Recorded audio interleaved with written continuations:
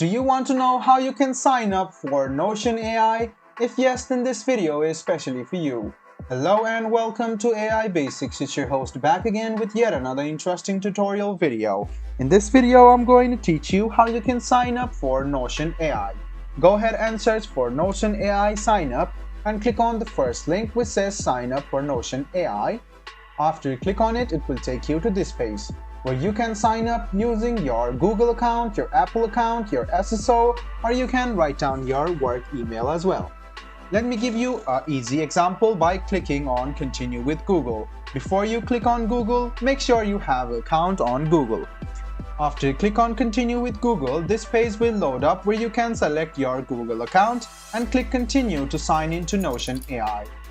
In a while, you can see that your Notion AI account is being created.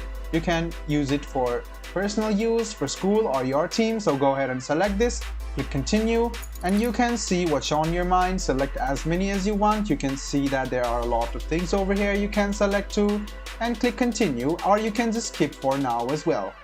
So you can do that, and in a while you can see that you are going on board, and there you go. This is how you sign up for Notion AI. I hope this video was helpful to you.